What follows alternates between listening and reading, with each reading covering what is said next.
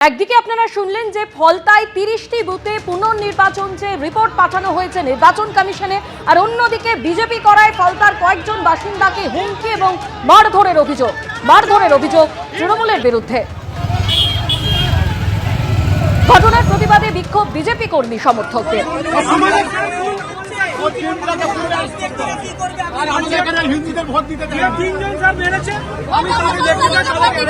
হিন্দুদের ভোট দিতে দেয়নি, এখানে ওরা রিপোল চাই, সেটাও আমি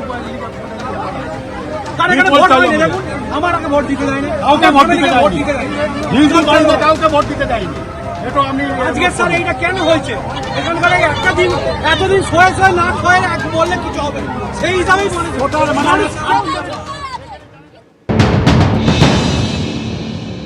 21 সালে আমার ঘর 10 লক্ষ টাকার মাল লুট করেছে, ঠিক আছে?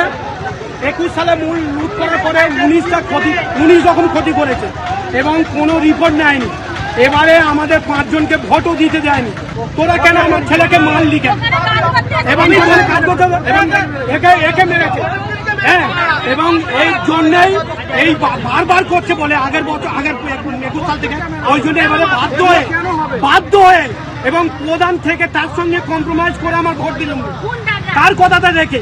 তাহলে সে কেন বিনা দোষে মার? 2021 সাল থেকে এই আমাদের গ্রাম পঞ্চায়েতে মানুষকে ভোট দেওয়ার দিতে ইচ্ছে না, প্লাস মানুষকে হুমকি দৌড় দিয়ে রেখে দিয়েছে।